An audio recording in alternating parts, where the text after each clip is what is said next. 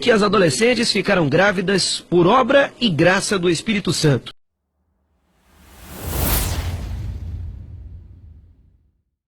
Olá a todos, sejam bem-vindos ao canal E Agora.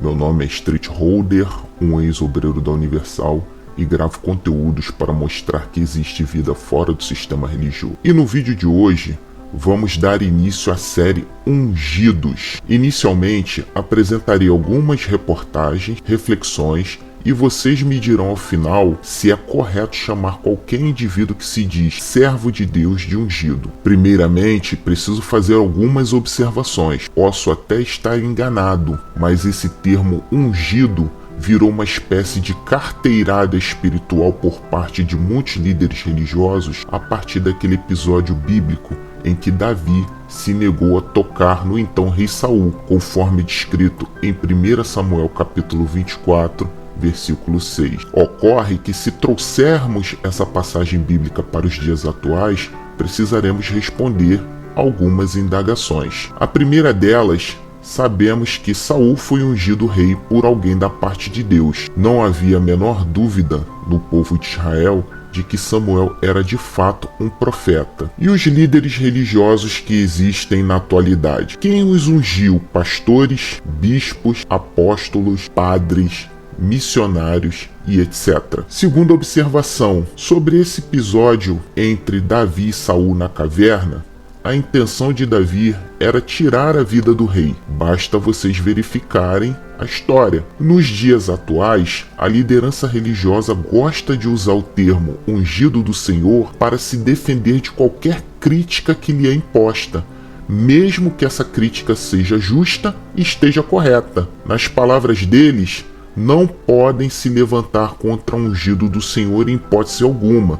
Você deve ficar caladinho, senão a mão de Deus pesa na sua vida. Conseguem perceber as contradições? Concluída a introdução, vamos analisar as condutas de pastores no Brasil e veremos se eles realmente são ungidos do Senhor. Estarei preservando a imagem dos envolvidos, pois o nosso objetivo não é direcionar crítica a pessoas, e sim as suas práticas. A primeira notícia foi publicada no portal Paulo Lopes em julho de 2010 e trata de um indivíduo que inaugurou uma seita para pregar uma doutrina que nada tem a ver com Deus e foi preso por supostamente engravidar duas adolescentes que congregavam na instituição fundada por ele. A matéria começa assim: preso pastor que engravidou duas jovens, entre aspas, escolhidas por Deus. O pastor, vocês estão vendo o nome dele aí na tela, 60 anos, foi preso pela polícia de Maranhão sob a acusação de ter engravidado duas adolescentes, uma de 14 anos, no 4º mês de gestação, e outra de 16, no 5º mês, com a alegação de que elas eram as escolhidas por Deus e pelo Espírito Santo. A informação é da polícia. Os pais das jovens são humildes e eles acreditavam na explicação do pastor e davam consentimento para o abuso, até que o pai de uma delas, separado da mãe, duvidou da escolha divina e deu queixa na polícia. O pastor da igreja Cidade do Bom Deus abusou de 5 adolescentes porque, de acordo com seu depoimento à polícia, o Espírito Santo, por intermédio de anjo que apareceu diante de seus olhos, lhe comunicou que precisava de mulheres para conceber salvadores do mundo. Preste atenção nessa parte, ó. A delegada informou que, de início, o pastor ameaçou os policiais que tinham prendido de maldições, com distúrbios mentais. Diante da informação de que as duas meninas estavam grávidas, ele falou que se tratava de um milagre. Olha a palavra dele. Ele disse que as meninas continuavam virgens, apesar de grávidas, como a Virgem Maria. Falou que as crianças que vão nascer dessa gestação vão destruir o mundo dos pecadores e construir um novo, afirmou a delegada em entrevista a uma emissora da região. Aos pais das adolescentes, o pastor falava que a menina que tivesse com ele relação teria garantido um lugar no céu. Ele falava que a menina seria enviada para Deus, disse a delegada. As adolescentes confirmaram à delegada que tiveram relação com o pastor, mas argumentaram que os filhos não é dele, mas do Espírito Santo, com informações do portal Imirante do Maranhão. Vocês querem acompanhar o enredo? Vou botar na tela aí o vídeo sobre o assunto e vejam com seus próprios olhos. Esse homem Campos, de 60 anos. Ele está sendo acusado de pedofilia. As vítimas, duas adolescentes, uma de 14 e outra de 15 anos, frequentam a Igreja Cidade do Bom Deus, ou Igreja dos Santos Escolhidos. A seita religiosa foi criada pelo pastor Campos, como é conhecido, em 2001. Ela possui 2 templos, um em Pinheiro, na região periférica no bairro da Bubalina, e outro no povoado Serraria, uma área afastada da cidade, a cerca de 2 horas da sede do município. As menores estão grávidas, uma delas já está no 8º mês de gestação. Ela prestou depoimento ontem à noite. Para a polícia, Campos disse que tudo o que está acontecendo seria obra de Deus, inclusive a sua prisão, e que as adolescentes ficaram grávidas por obra e graça do Espírito Santo. Isso aí não tem nada de errado, nada. É uma questão religiosa. E as igrejas me odeiam e fazem tudo para me prejudicar, para que eu não anuncie a verdade a respeito de Jesus, o campeão. Simplesmente eu atendi o pedido do anjo por ordem de Jesus. Só deu recado para a menina e para os pais da menina, que Jesus precisava delas, pois o reino de Deus vem do céu para a terra. E os seres celestes que não podem habitar em corpos fecundados, só pode habitar em corpos gerados, como de Jesus, de irmão Campos e de outros profetas. Eles têm que vir para a terra porque é uma promessa de Deus a Jesus de Nazaré, o campeão todo-poderoso. E ele vem reinar na terra. Isso um dia tinha que acontecer, meu irmão. Tranquilamente, ele compara o fato a uma passagem bíblica do livro do Apocalipse. Ele se baseia no capítulo 12. Confira o que diz o texto bíblico. O versículo 1 do capítulo diz o seguinte: Viu-se um grande sinal do céu e subir uma mulher vestida do sol, com a lua debaixo dos pés, que, achando-se grávida, grita com as dores do parto, sofrendo tormentos para dar à luz.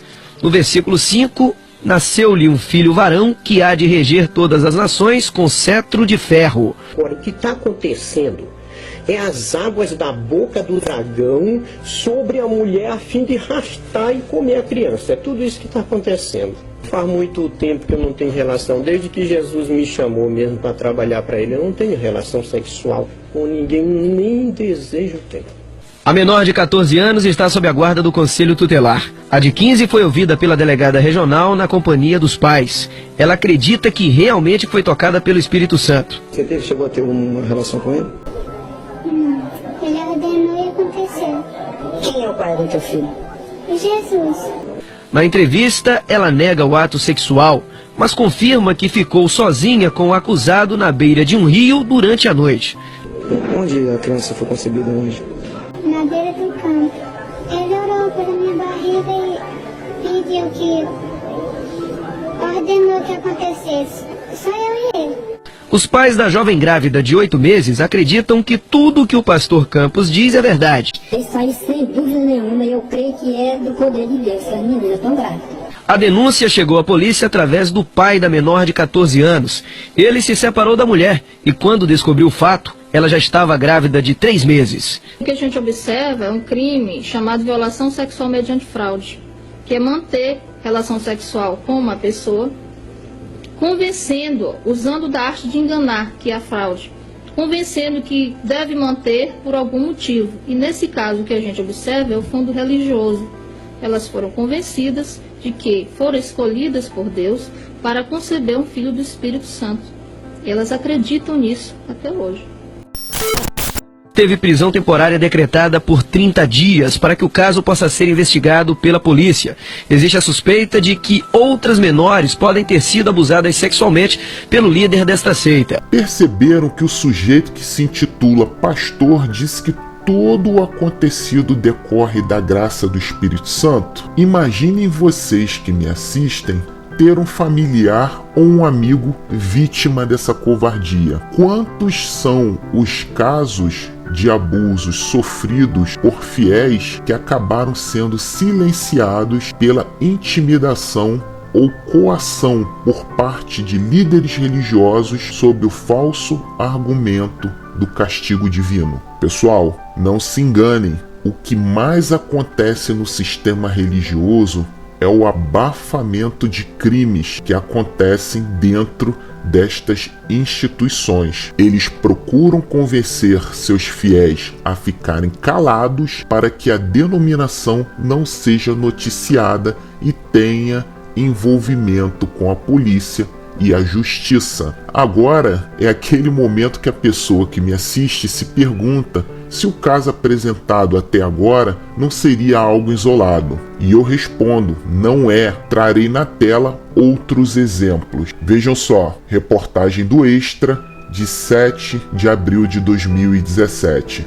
Polícia prende pastor suspeito de abusar de menina de 12 anos usando nome de Deus. Outra notícia, 21 de junho de 2018, portal G1 do Pará.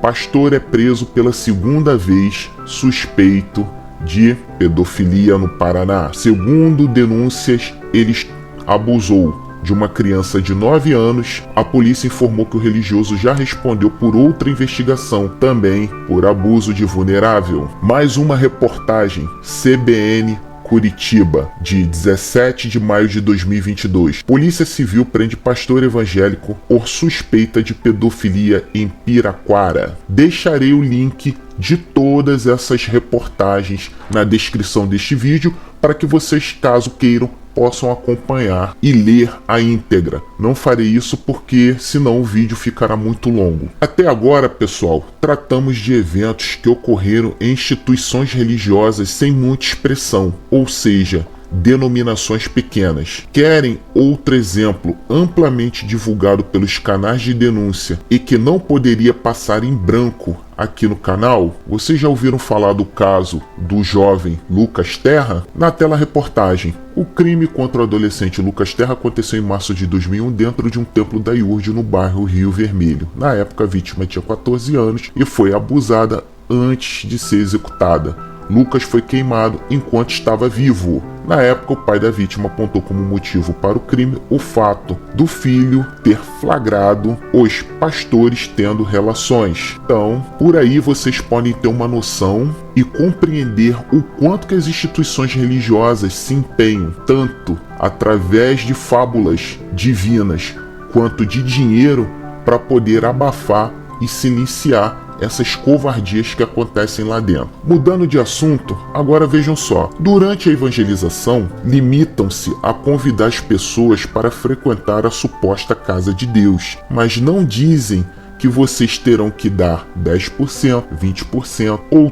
tudo que trabalharam uma vida para conquistar para esses líderes comprarem banco, aviões, fazendas, sítios, mansões, carros blindados, ou sustentar escritórios de advocacia para interpor recursos e mais recursos com o intuito de protelar o prosseguimento do curso processual e evitar assim uma condenação dos líderes religiosos envolvidos nestas covardias, bem como condenar a instituição a indenizar financeiramente as vítimas. Vocês podem ver que eu estou trazendo aqui reportagens e em nenhum momento foi dito condenação e indenização. Além disso, ainda tem a cara de pau de dizer que Deus quem está mandando eles abusarem de adolescentes, crianças, esposas, maridos e por aí vai. E prestem bem atenção nisso que eu acabei de falar, porque ungidos está apenas no começo. O que vocês acham?